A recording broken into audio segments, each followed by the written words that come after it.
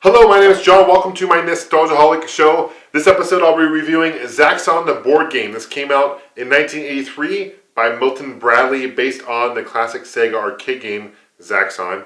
I did a review previously on Centipede based on the Atari arcade game. That was also made by Milton Bradley. Came out during the same time. I have another Milton Bradley board game based on an arcade, which I'll review after this episode. This is a really interesting game. It's kind of complicated. So let's do this. I'm going to open this up. Let's see what's included in the game. I'll kind of explain to you the rules and how it plays. Thanks for watching.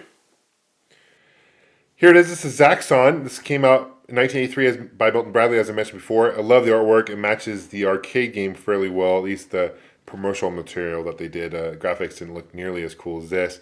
It's a cool space shooter. It's got some cool, really 3D platforming elements to it as well.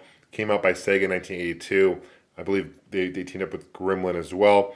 Another game that Gremlin and Sega made during this time was Frogger, which many of us know, which is a very popular arcade game. It's been ported to a bunch of different platforms. On the back, let's see what's on the back. This is the board game itself. Top priority order, classification, top secret, mission type.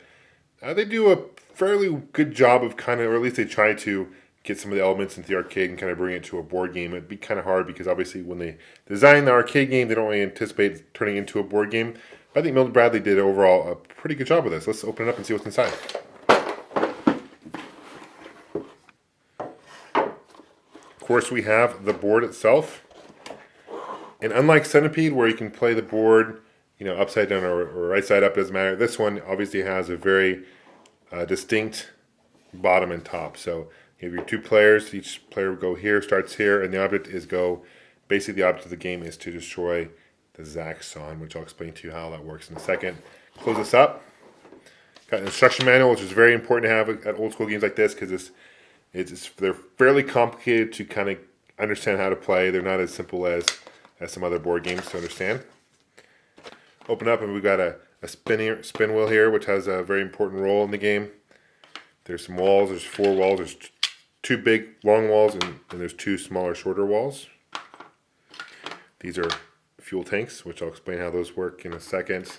Here is the Zaxxon itself that you're supposed to destroy. It comes with 2 die, which is very important. You'll need those.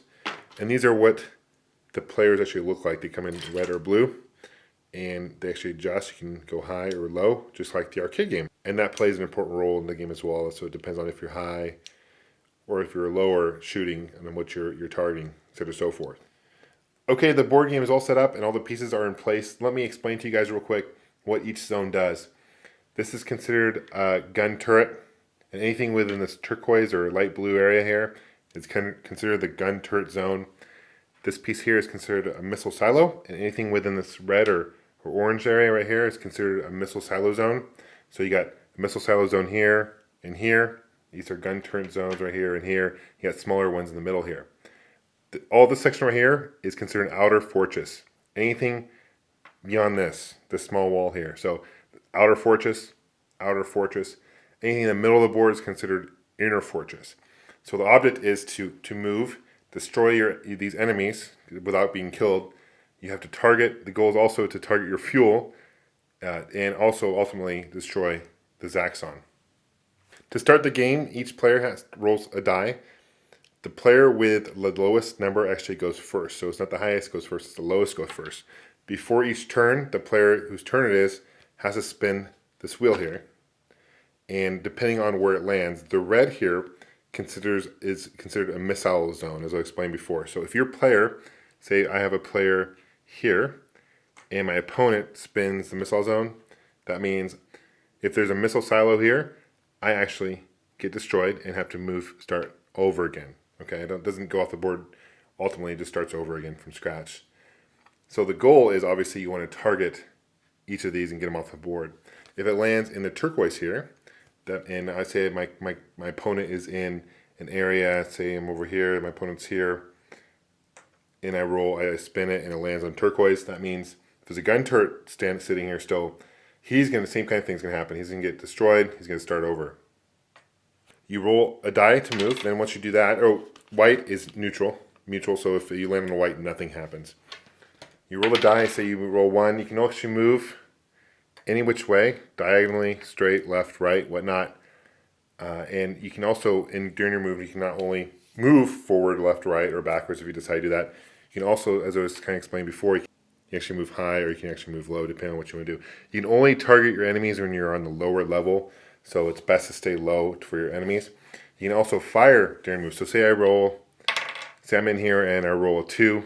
I can fire diagonally. This will get destroyed and it's off. So the object is obviously to destroy. I can only fire one way. I can't do like my shot can't curve or anything like that. So if I'm here and I roll 2, it can go forward here.